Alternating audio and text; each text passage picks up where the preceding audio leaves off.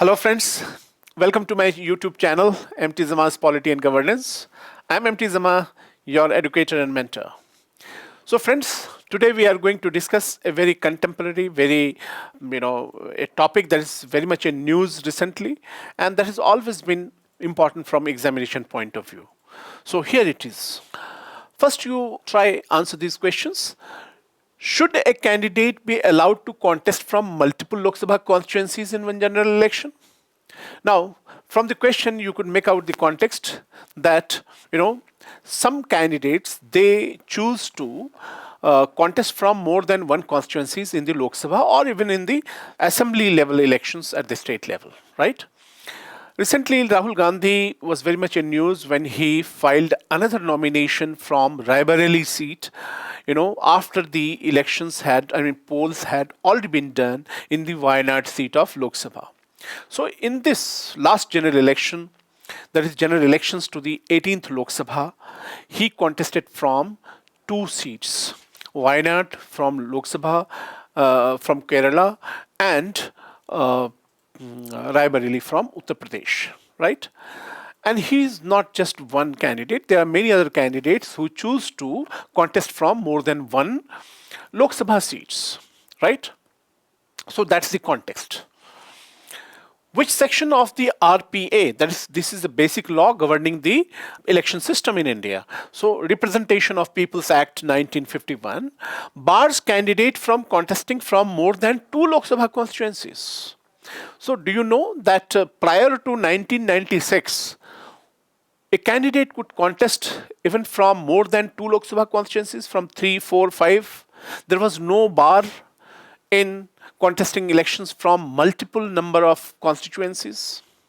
So it was only in 1996 that RPA was amended.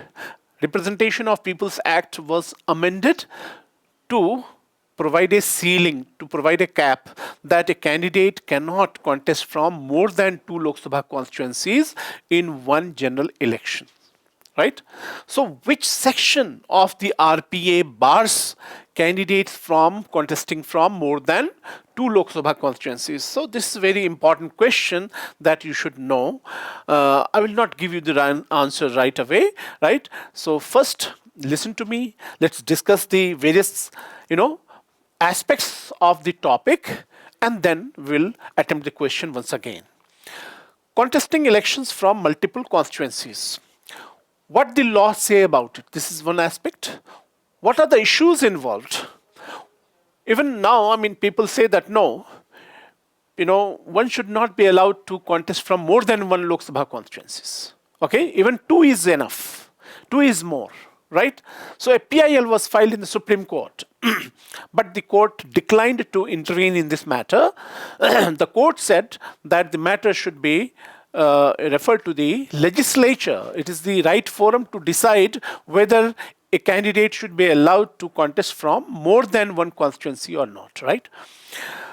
How do the Election Commission of India, the Law Commission of India, and the Supreme Court, these are the three very important institutions of governance, okay, what are their respective opinion on this matter? And what is the way forward?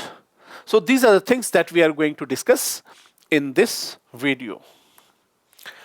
Now, section 33(7), okay?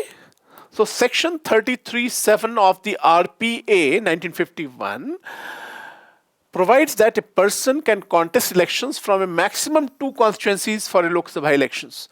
So it was clause 7 of section 33 of RPA 1951 that was amended in 1996 to provide that a person cannot contest from more than two constituencies, right?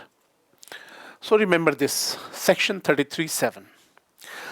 Some prominent examples who contested from multiple number of constituencies in recent times are, like in 2024 Lok Sabha elections, Rahul Gandhi contested from Lok Sabha constituencies. In 2019 also he contested from two Lok Sabha constituencies, but then that year he had lost from Amethi seat and he had won Wayanad seat. This year he has won from both the seats. Okay, now the question arises, in case a person wins from two constituencies, then can he be allowed to represent the two constituencies in the Lok Sabha? No, the law does not allow this. The law does not allow multiple membership of a person of the house. So Rahul Gandhi has to choose one between Wayanad and Raebareli, since he has one from both. Now, only recently he has decided that, only a few days back, that he would keep Raebareli with himself and he will quit Wayanad, from where the Congress has announced that Priyanka Gandhi will, contest in the by-elections, right?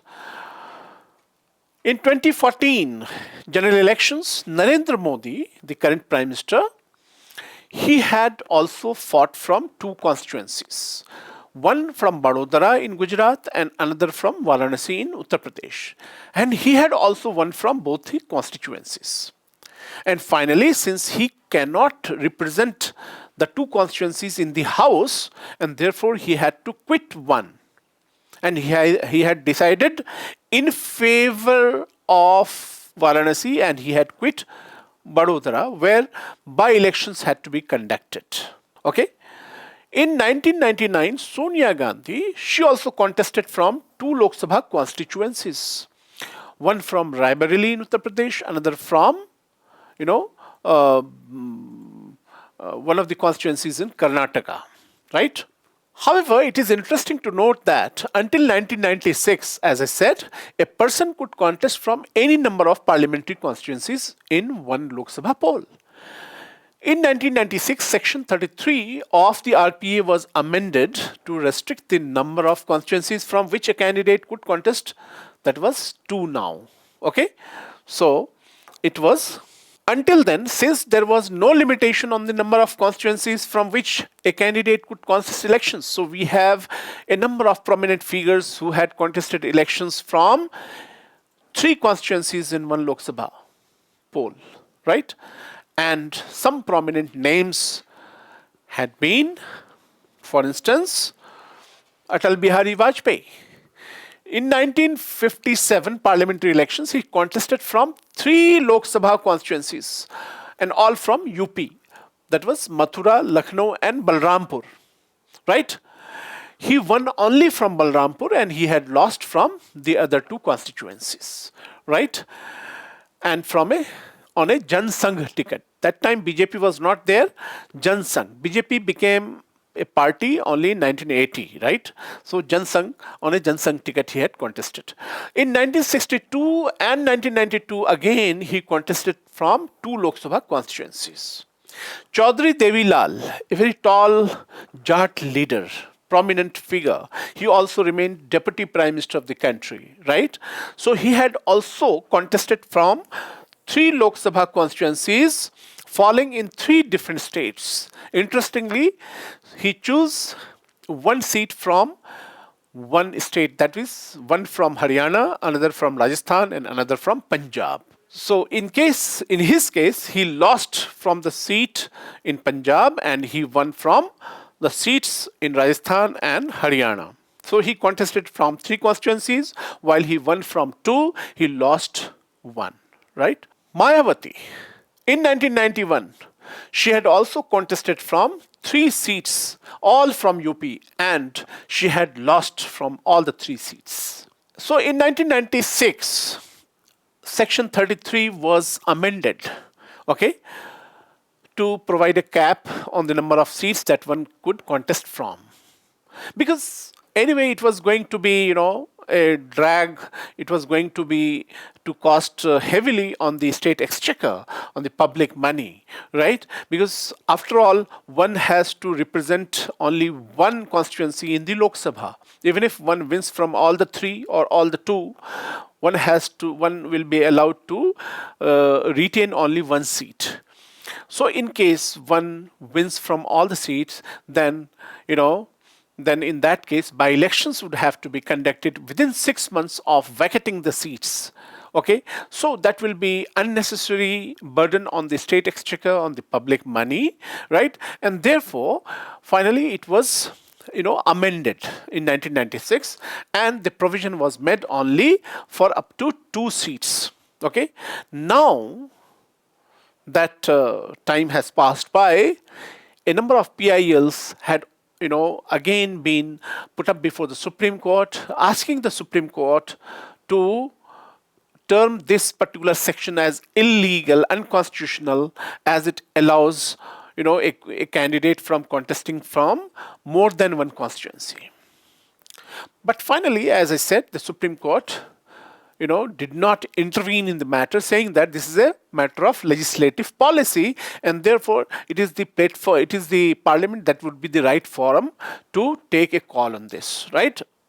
In case the candidate wins from both constituencies, he or she has to vacate one of the seats within 14 days, okay, of declaration of election results. So Rahul Gandhi this time had to, take a decision that within 14 days of declaration of result was declared on 4th of June. So on or before 18th of June, he had to make his intentions clear. He had to declare which seat he would like to retain and which one he would like to vacate, right? So this is a legal matter. This you should know about this. Section 70 of the RPA 1951 does not allow a person to represent two or more seats in the house. Okay, so multiple number of membership is not allowed by law. So which section of RPA does not allow this? Section 70. So remember this. So there are two sections we are talking about, section 33 and section 70. Section 33 allows a person to contest from up to 2 constituencies, okay? And section 70 bars a candidate from representing more than one constituencies in the house, right? So there is a difference. Election Commission is then mandated to fill the vacated seats by holding a by-election for the parliamentary elections within 6 months of such, vacancy that has arisen. Okay, issues that arise from twin candidature in elections. So in case Rahul Gandhi, or for that matter the Prime Minister Narendra Modi, or many other politicians, they sometimes choose to contest from more than one parliamentary constituencies, then this is a matter that requires debate. Because after all, one cannot represent, even in case of winning both the seats, one cannot represent, both the seats in the house. So in that case, by-elections have to be conducted. Conducting by-elections will, cost heavily. After all, the money will be, used from the public treasury. Okay, so this is, and also Election Commission would be, unnecessarily bothered to conduct elections once again. Governance will suffer, right? People will have to once again, go for the polls, and therefore these are the issues involved. So waste of resources. So in case by-elections take place, there would be waste of resources, financial resources and other resources. Involvement of administration in conducting of the elections, that will also, put up certain hindrances in the regular governance affairs. Conflict of interest may also happen in case a candidate chooses to, contest from two constituencies. The demands of the two constituencies may be different. At times may be mutually contradictory also, and therefore there would be conflict of interest. Paradoxical provisions, as we said, that while section 33 of RPA allows a person to contest from multiple constituencies, section 70 of the same law bars a person from representing more than one constituency in the Lok Sabha. So these are paradoxical provisions. Voter confusion may happen, and a sense of betrayal may also happen. Now, in case of Rahul Gandhi, when he decides to quit Wayanad, then the people of Wayanad who had voted for him, they may feel betrayed, they may feel cheated, they may have a lot of confusion in mind. So these are some of the issues that are related to this multiple elections, right? The Election Commission of India's views on this. Over the years, the ECI, that is Election Commission of India, has taken a consistent view that candidates should not be allowed to contest from more than one constituency. Right?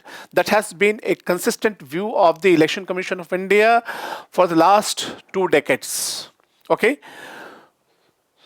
It was in July 2004 that the then CEC, Chief Election Commissioner, had urged the then PM to amend Section 33(7), okay, and put up a bar on candidates from contesting from more than one constituencies. Okay, so this has been a consistent view of the Election Commission of India for quite some time. It reiterated its recommendations to the government several times: 2004, 2010, 2016, 2018, several times, right?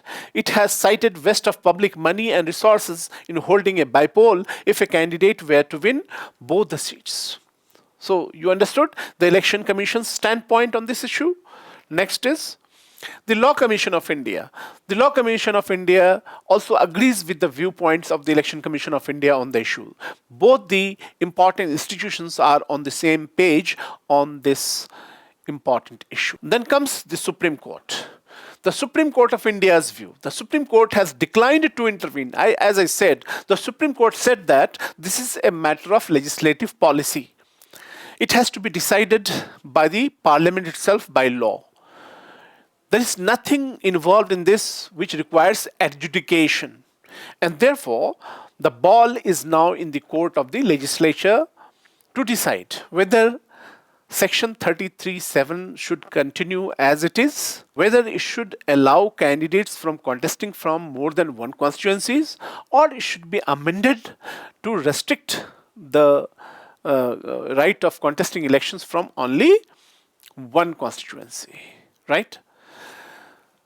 What did the Supreme Court say when PILs were filed? So PIL that had challenged the constitutional validity of Section 33(7), saying that the issue raised was a matter of legislative policy, a matter of parliamentary sovereignty and a political democracy, and therefore Supreme Court declined to intervene. The court observed that there was no relevant provision in the RPA that may warrant an intervention on the part of the Supreme Court in this matter. Okay, so what will be the way forward? The way forward would be that there should be wide debate on this issue, both within the parliament and outside of the parliament, in university campuses and otherwise also, and a public opinion should be built up, maybe in favor of the continuation of the existing system, or a change. If the public opinion requires a change, an amendment, then the parliament should take the call. I hope you understood this. So before we wind up for the day, please test yourself. Which of the following statements is or are correct? A person can contest Lok Sabha elections from a maximum 2 constituencies. This is correct. It was through a 2003 amendment into the RPA 1951 that a bar was placed for a candidate contesting from multiple Lok Sabha. No, not 2003, but it was in 1996 amendment. So this is correct, this is not correct. So only one is correct, okay? Next question is, which section of RPA 1951 bars a person from holding multiple membership of parliament? As we discussed, you know the answer. This is section 70, okay? Now you have a question from previous session that was on difference between Council of Ministers and Cabinet that we had discussed in that session. Which of the following is or are not correct about the Council of Ministers? So the question is about Council of Ministers. The Cabinet is a part of the Council of Ministers, but not the whole of it. Yeah, this is correct. So Cabinet is a subset of the larger Council of Ministers, okay? The Minister of State with independent charge can participate in cabinet meetings. No, we have discussed in that session that Minister of State rank cannot participate in the cabinet meetings unless they are invited specifically on certain occasions. The size of the Council of Ministers cannot exceed 15% of the total strength of Union Parliament. This statement is partly correct, that 15% of the total strength of not Union Parliament but Lok Sabha, that is House of the People. So this statement is wrong. So which one is correct? The right answer would be only one. So this is the right answer, right? This is from another session. This question was asked by me to test yourself in the session on cabinet committee system. Which of the following is not correctly listed as an advantage of the cabinet committee system? Cabinet committees allow the government to take important and critical decisions quickly without violating the principle of collective responsibility. That's correct.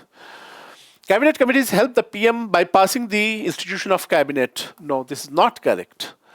Not bypass. Okay, cabinet committees by their structure and composition reflect the opinion of the entire cabinet. Yes.